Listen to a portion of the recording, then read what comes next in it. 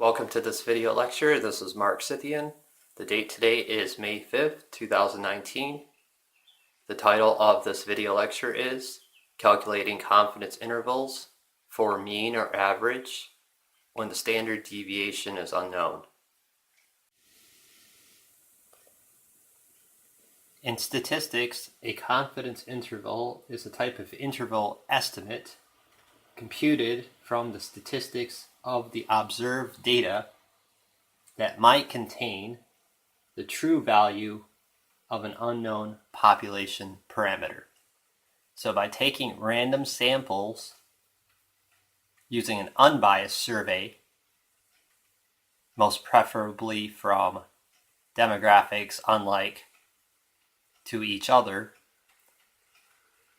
compiling binomial random statistical data, this then can be normalized into a bell curve, also known as a normal distribution curve, which obeys the empirical rule, 68% on one standard deviation, 95% on two, 99.7 on three.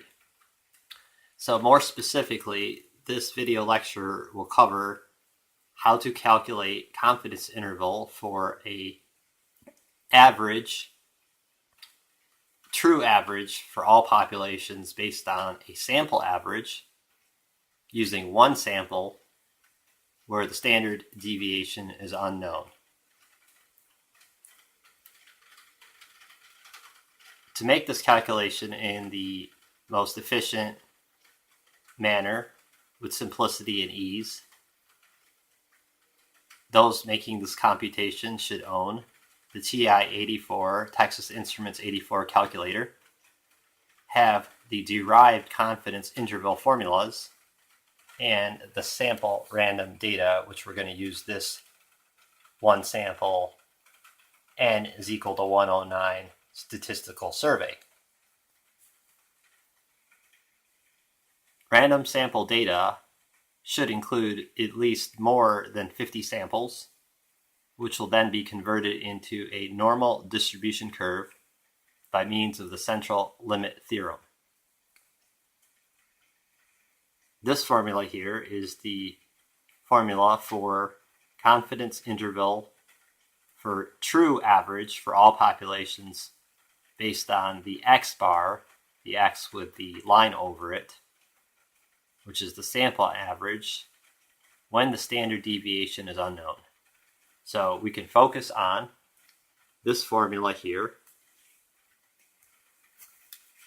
using the TI-84 engineering calculator, which is applicable for all scientific disciplines.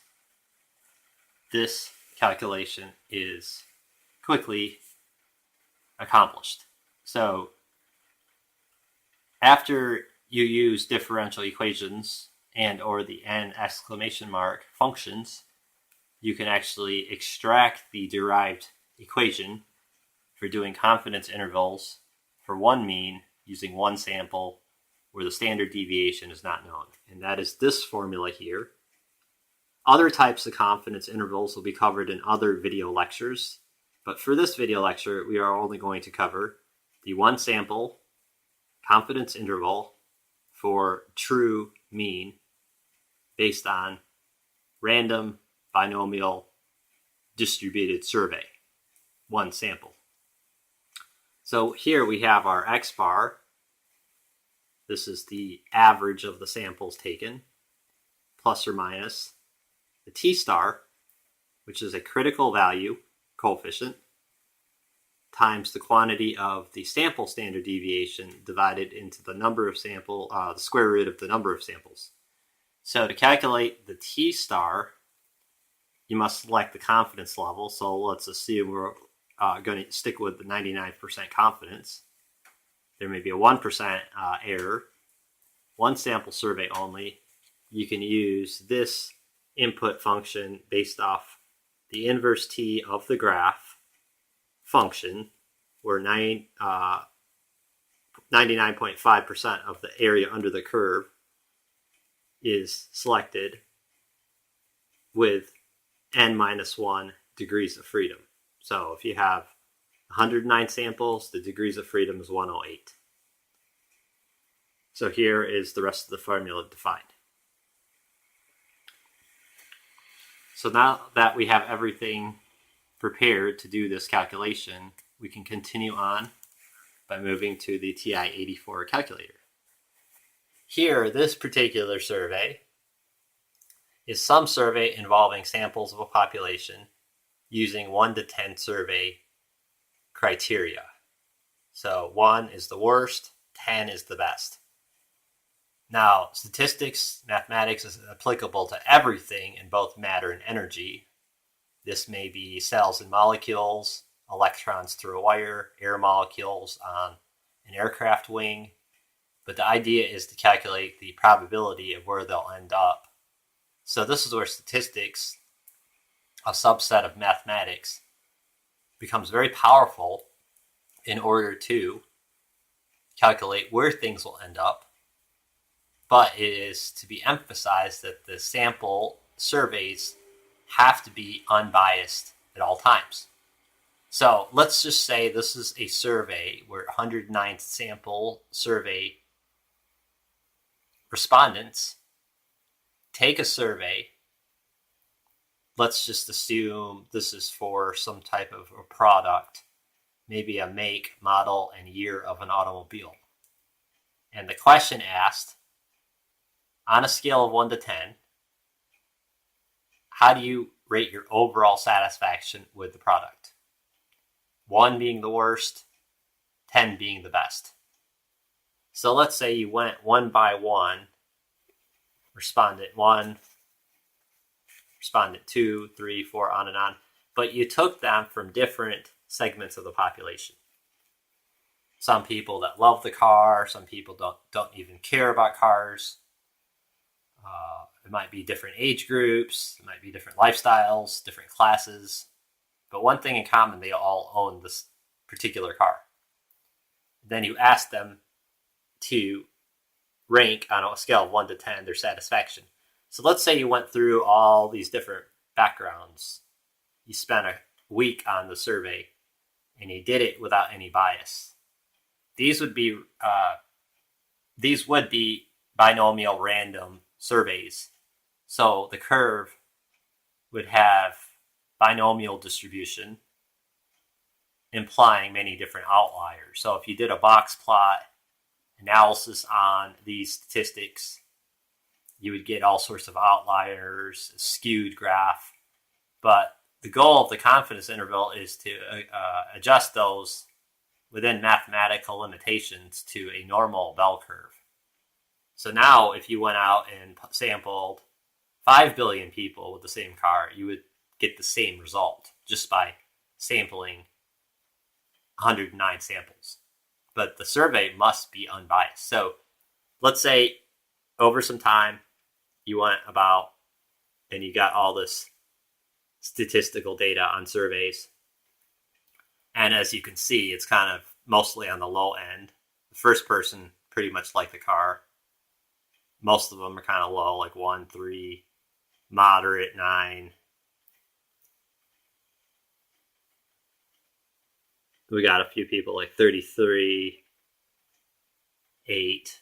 We got a perfect 10 and a number 105.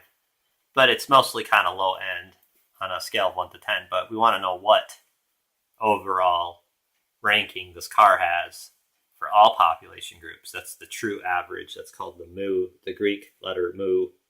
Whereas the sample average is the X bar. They're not the same. Just like the Greek letter sigma for standard deviation is not the same as the sample standard deviation, the S. So now the next thing you have to do is, so that's kind of the intro on what's going on here with the confidence intervals. And instead of just getting the right answer, when you get the concepts understood, then you can figure out any other confidence interval problem that you're dealing with. So I wanted to put that in this lecture, so the ability to do your own research is established to to find these calculations out on a mathematical concept. So next step is we go to our TI-84. I own the Color Edition Plus, but any TI-84 Texas Instruments calculator is acceptable. So what you want to do is take all this data, 1 through 109, and enter it into the statistics function right here, stat. And I've already done that, but I'll go over briefly the entry protocol. So you always hit enter right here for. So we go to the stat function and enter number 1 for edit. And as you can see, you can just enter the number in and hit enter, and it will advance to the next line and the L1 going down. So I've already done that. As you can see here, you've got 7, 1, 3, 1, 1, 7, 1, 3, 1. I've actually triple checked this over 3 times. Triple checked this to make sure that the entry was correct. It's wise to do that, so the data entry isn't there's no errors in it. So after doing that, as you can see, I'm going to go down, use the down arrow key right here. So they've all been entered in down to 109. So the next line, it should stop at 110. Okay, right there. So after you've done that, enter that in, you just go to second function, quit. Because you're really in the statistics sub mode. If you hit clear, it's hard to get out of there. So second function, quit.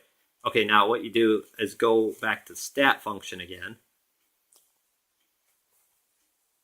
And then with the keypad or the arrow, go to the right, select calculate, and hit enter for one sample variable statistics. And then it will take you to the list. We're at L1, so you hit enter for yes. Frequency list, that's a default setting. You don't have to add or subtract anything, so hit enter again. And then you hit enter for calculate. And there is the sample average, the X bar, right here. There's your sample standard deviation, which is different from your standard deviation. That's for all population groups. That's for all population. That's the true standard deviation. But we're focused on the sample standard deviation, this S, not the Greek letter sigma, for all population. So that sometimes gets confusing, but if you're doing a confidence interval, you got to use the sample standard deviation. So that's 2.420. We have 109 samples.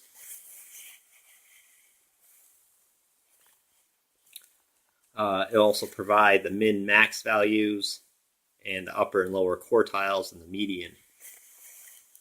So if we go back up to the top, we've got our sample average, X bar. We got our sample standard deviation.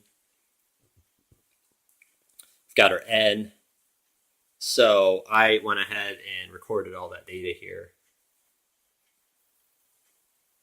Okay, now we're done here with that. The next thing we have to do is calculate the T star.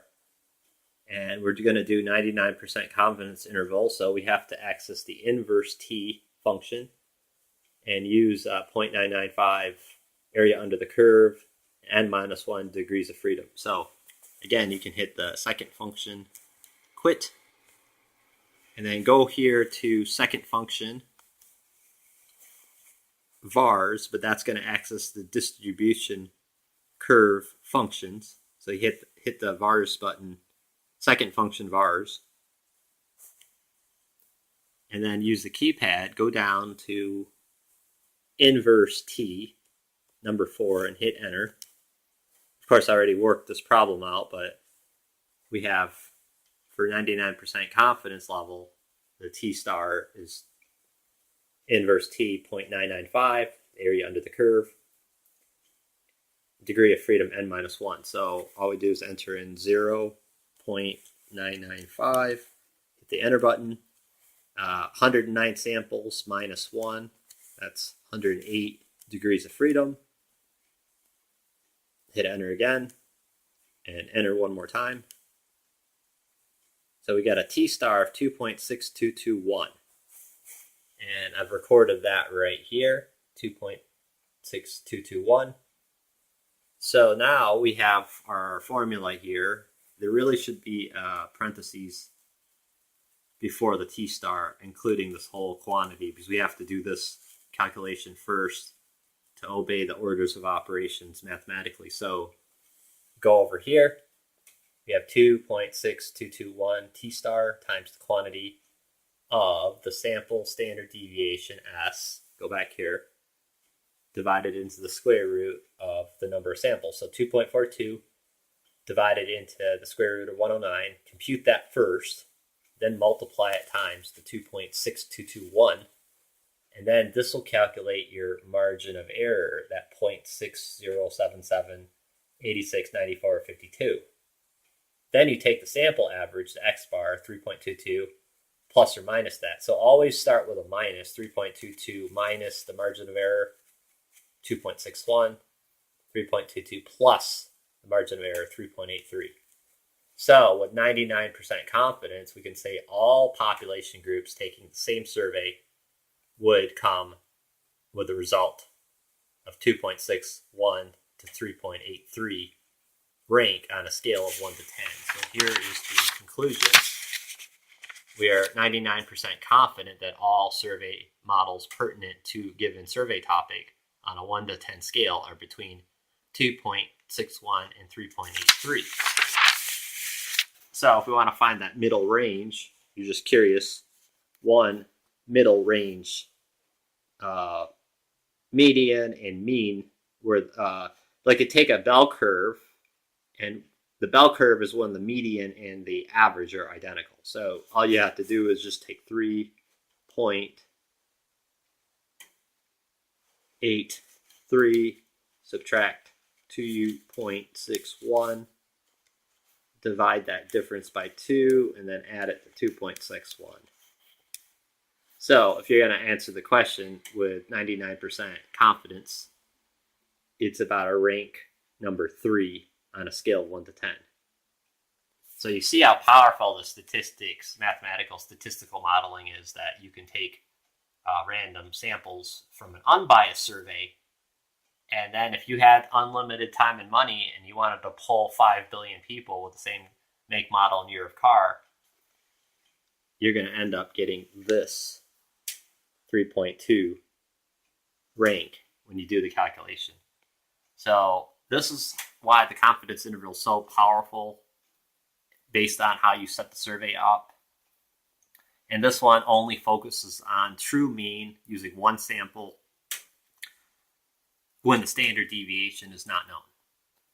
Stay tuned for other statistics and mathematics videos where I cover confidence intervals for proportions, 2 sample mean, 1 sample models on covariances. Then we have the t-pair function that takes multiple 2 or more samples and integrates them if you have to repeat testing for error distributions, coefficient of variances. That's all going to be in other videos. But however, if you're focused on the confidence interval for true average using 1 sample where standard deviation is not known, then this is the video to utilize. Thanks for watching, and have a great day.